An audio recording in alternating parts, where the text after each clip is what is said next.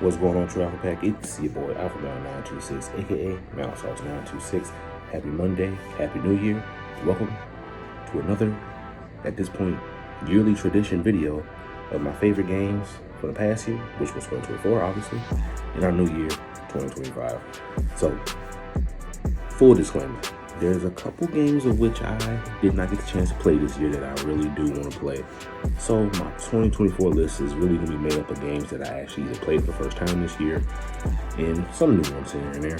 But we'll do our top 5, probably have honorable mention here and there. And we just going to go ahead, enough talking, and let's get into it, shall we? Thank you for being here. I appreciate you all, love you all. Let's do this. 2024 is in the rear view, like I said before. In full transparency, again, I missed a lot of bangers this year. Wukong for one, Silent Hill 2 remake, I missed both of those, and a couple other ones that I really wanted to get to, I didn't get a chance to, but that's okay. We're going to make up for it, and 2025 will be a big year of gaming for me. Right along with the games that I got in my top 5 I'm looking forward to in 2025, everything I missed this year, I will be getting to, I guarantee you. Now, starting off this list, at number 5, I'm going to go with Marvel Rivals. I didn't know much about this game. I ended up hearing about it, and I'm like, okay, everybody's getting into this. Let me check it out.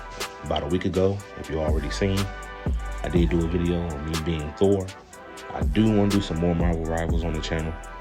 Eventually, I want to do maybe like a big 3 type thing. If you already know what the big 3 is, you already know. I'm not going to spoil it here, but eventually I do want to get back to it. Thor is pretty fun to play with. I'm not going to lie. He's very, very nice. Very tanky. Especially if I got good people on my team like Hela, Loki. The buffs with that is a beautiful, beautiful thing. But I have been getting balled up by Mantis, Venom, and Punisher. Them 3 have been balling me up the most. Everybody else I'm kind of decent with. Even Iron Man, I could throw the hammer and hit him if he's in the air or something like that, and that kind of been working out for me. But them 3 right there, definite problems. Eventually, I do want to try to learn more people on the game, but for now, I think I'm going to just stick with my boy Thor. If you haven't seen that video from last week, please go check that out. A frequent game that we always seem to see every year on this list. Number 4, WWE 2K24. Now, as y'all all know, this game will always probably be on this list unless I force myself not to put it on there. Maybe it's a little bit of a cop-out. I don't know. But overall, I truly do enjoy the WWE 2K games. And this year was no different. The new things they added was great. Throwable weapons, the different weapon types, apples, footballs, all that stuff, the light bulbs, the doors, everything. Top notch. And like I said before, I do enjoy playing this mostly with my family. That's the funnest time when I can play with my brother, nephew. It's always a great time. That's something I'll be looking forward to in the holidays and just when it's we all hanging out with each other playing the game. So it gotta make the list, to be honest. Very, very fun. I enjoyed the 40 years of WrestleMania. That was a good mode. Community creations always carry, always a W. DLCs wasn't too bad. One of them was a miss, but that's okay. Can't be all spades all the time, you know what I'm saying? But WWE 2K24. Number 3. Now, I know this is so insane to hear, but I'm going to be real about it. I have never fully, until this year, played through BioShock 1 and 2. I've had the collection on the system for quite some time. I just never just sat down and got into it, played a little bit. I stopped, left it alone, ended up deleting it, and then one day I was like, you know what? I was going on a platinum journey in 2024, and I'm like, you know what? I want to make sure BioShock is one of the games I attempt to sit down, play, and platinum. Lo and behold, BioShock 1 and 2 were amazing. Even now, years later, still a great game. I thought the Big Daddies was a problem. Brother, the Big Sisters are insane. I was getting so balled up with them Big Sisters that it made no sense. The Big Daddies, I feel like I could get away from, run around. It was somewhat fast depending on which version of the Big Daddy it was, and I wasn't really having a big problem with it. But them Big Sisters though, getting balled up. If I'm in the corner, it's over with. It's a GG's. But I really do truly enjoy the world of Rapture. I'm trying to get BioShock 3, aka BioShock Infinite, platinum as well. I'm gonna end up jumping back into that later, but I ended up stopping that and got into some other stuff. So unfortunately, that one will not make the cut. But BioShock 1 and 2 though, A+ games. A+. But I have played Infinite before. I've finished that game all the way, so I know how that goes. But BioShock 1 and 2 again, beautiful games, fun world, mesmerizing. All the power-ups you get is all fun to me. If I had to pick my favorite between 1 and 2, I have to go with 2. Sometimes I feel like in BioShock 1, certain things you would want to do and switch, it would only have to be with the one hand, and luckily you can like switch between both. It just feels more smoother, obviously, because one's older and they had to get the pacing right and everything they wanted to do for it. So 2 is obviously the better game, but 1 is still no slouch at all. 1 is still very, very great. Both of these BioShocks I would love to return once more. Top 2. And if you know me, you should probably already know what number 1 is, because you already seen what I had on. But anyway, number 2, Star Wars Jedi Survivor. Now this is when, well, actually with BioShock, actually was when it took a turn, but here it also takes a turn. Now, I wanted to play this game when it originally came out, and I believe it came out in 2023. Never got the chance to get it, never got it. I was playing other stuff, and I just completely whiffed it. I don't know how, why, but that's what happens. Sometimes it happens to you. Jedi Survivor. I did a video on this as well about a good, I'm going to say 2 weeks ago. Video performed very well, by the way, so maybe I should get some more Star Wars on the channel. Anyway, I enjoyed the first Star Wars, and I was thinking to myself, like, it'll be more the same, sort of. They might add some new mechanics here and there. But little did I know, they added a lot. Kyle feels just absolutely so smooth to play, to the point where I was playing Star Wars Jedi Survivor, and I went and got on Twitch. I was like, all right, I'm gonna switch. I went to Fortnite. I felt like I was moving so clunky, just not even like light as a feather. It just felt so bad. I had to get off Fortnite and go back to Star Wars, because it was just, I was so used to moving so seamlessly. As soon as I tried to play a game like Fortnite, it felt so bad. I just couldn't do it. Now, I want to platinum this very, very badly, and I had a very great time with it. The twists and turns, everything that happened with Bold was just crazy. Finding out what happened to Kyle and the crew from the first game to there. Wonderful story. Cere's unfortunate death. Very, very unfortunate. I was hoping that she got away from Darth Vader, man. I mean, I should say spoilers, but honestly, at this point, if you haven't played it like me, what are you doing? Fix it. Do it now. Play the game. It's truly, truly amazing. I wasn't who I was, and my number 1 is what it is. This will probably be number 1, my favorite game I played this year. I'm not gonna lie, but there's only one other game that I really have enjoyed more. And you know what that is. And for number 1, y'all knew it before I even started this list. My number 1 favorite game that I played this year was the game that I was most looking forward to last year. And y'all know I had to do it. Dragon Ball Sparking Zero. Now, admittedly, the game has certain ticks here and there when it first came out, but honestly, to me, it wasn't really that bad. It was more of people that was, online and the cheese and all that stuff. That was stuff that was, whatever, really. Honestly, the story mode was beautiful. I loved it. Certain things in there also could have been fixed at certain lengths of certain ones. Vegeta, for instance, should have been into the Super Saga, but that's okay. That's fine. I enjoyed the road. I enjoyed the route they went with it. The what if fights and the what if sagas and like literal what if storylines was beautiful. Gohan was probably the best example of that, done with Gohan Black. That was absolutely amazing. I streamed this whole story mode playthrough on YouTube, on Twitch. I was putting up TikToks about it, all that. I was so locked into this game. I had a blast with it. And the fact that they're still doing what they can do to fix the game, they had big patches come through for online, trying to keep the game as fun and as just stress-free as possible. Lovely. I greatly do appreciate them for doing that. The DLC still coming, so there will be a lot more Sparking Zero coming up on this channel, so trust me, y'all want to stay tuned in. But it's Dragon Ball.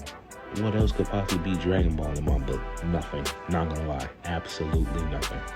So Dragon Ball Sparking Zero, you earned that #1 spot, and you are the alpha of 2024. Right. That's my list for 2024. Let me know how y'all feel about that. Let me know what your favorite games was of 2024. You can have your top 5 in the bottom, or your favorite one. Whatever you want to do in the comment section below, do that for me, please. I do really appreciate that. And let's journey into the future and see what we're looking forward to in 2025, shall we?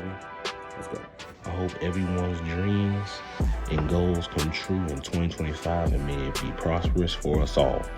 Starting off this list at number 5 is the Dark Picture Anthology Directive 8020. Now, if anyone knows me, and I'm sure all of y'all do by now, the Dark Picture games, I love them.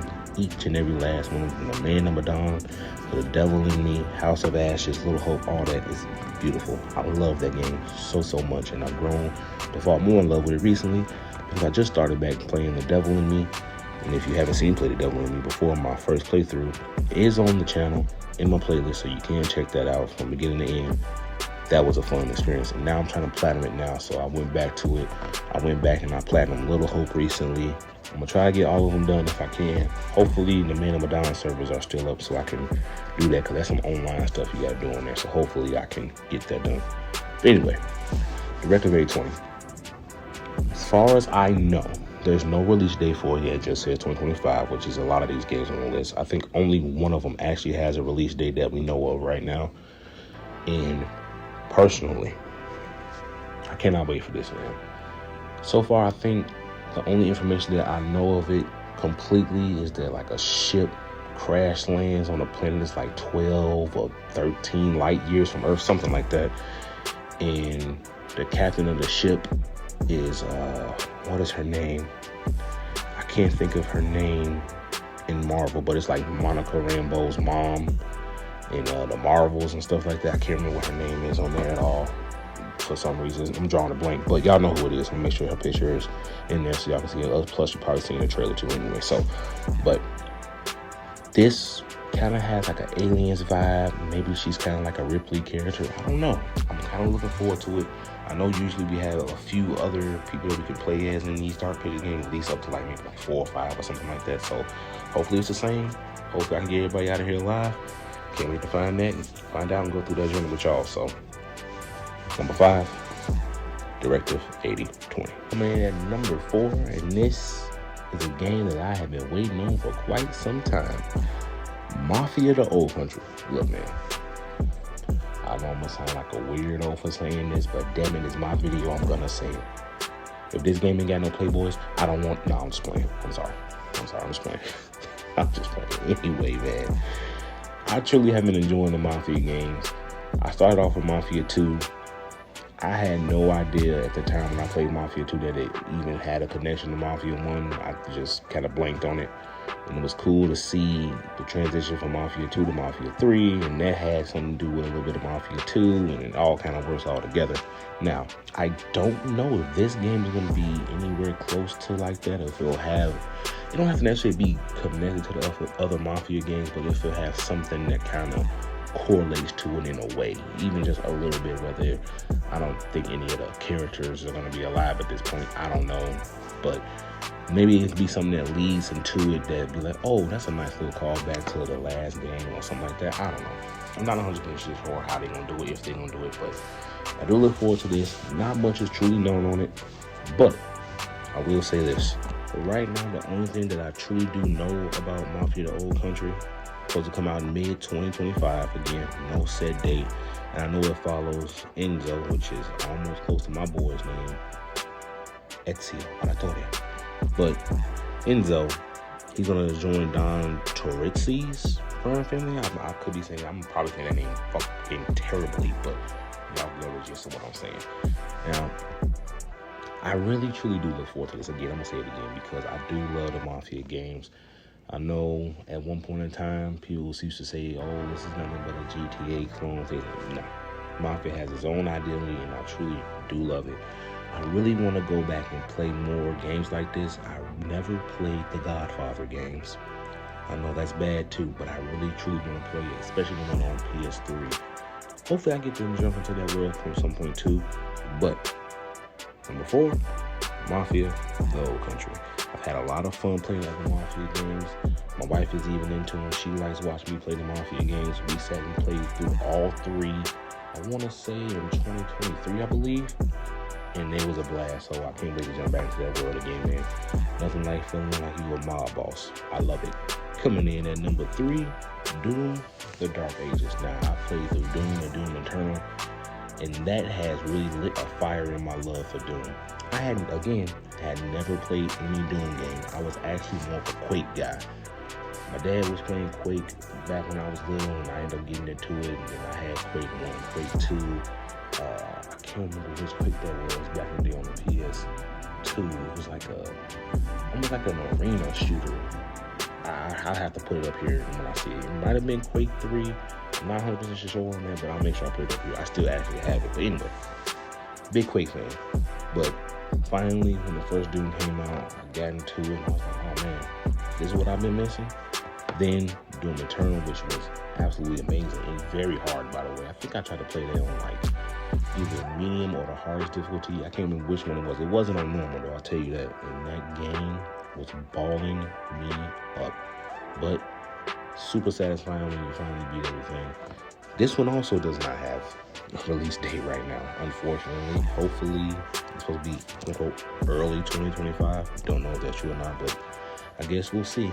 I know this is a prequel to the first Doom, and there's more medieval stuff going on in there with barbed wire weapons and maces and shields and giant mech suits, dragons flying around. It's going to be crazy. Very crazy. And if I know Bethesda as I know them, this is going to be crazy. I can't wait, and I hope it's absolutely amazing. Number 3, Doom: The Dark Ages. Number 2, Assassin's Creed Shadow. Now, if anyone knows me, I know I love me some Assassin's Creed, man. And not only that, I love the way the older Assassin's Creed games were. Assassin's Creed 1, 2, Brotherhood, Revelations, all that. Now, this seems to still be in that older Assassin's Creed lane, but also a little bit of the newer ones like Valhalla and things of that nature. I truly hope this game is amazing. It's finally in Japan, which a lot of people have been waiting for. You got 2 protagonists, what I believe, Naoe and Yasuki. Hope I'm saying those names right. Could be wrong. I don't know, but that's how I'm reading it. You know what I'm saying? So, kind of one of them is more of a samurai, up front in your face, no stealth type of dude. And then the lady, she's more of a typical stealth-based assassin. So you get to pick which route you want to go with certain things. I'm pretty sure there's going to be a point where if you're doing missions, you can pick which one you want to use to do whatever the mission is. And hopefully that could lead to many different outcomes, different strands of how the story will go. If you're going with this character versus that character, I don't know. I'm truly hoping that it is. But I feel like maybe they'll cause me to have to play it 2 times to maybe go one route was all one character and the other route's all the other characters, or maybe just mix it up throughout the playthrough. I don't know, but I do look forward to this. It's going to be amazing. It looks good. I cannot wait. Assassin's Creed Shadows. That comes out February 14th, 2025. So we got about a month. It's coming, and I can't wait. Now, before I get to my number 1, I just want to mention one game right here that I'm still waiting for, and at this point, I'm starting to get a little upset, okay? The Wolf Among Us 2. Look, man, give us the game, please. Give it to us. I need this. I want this damn near more than anything on here, and the only reason I'm not putting it on the list because I put it on the list last year, and it got pushed back.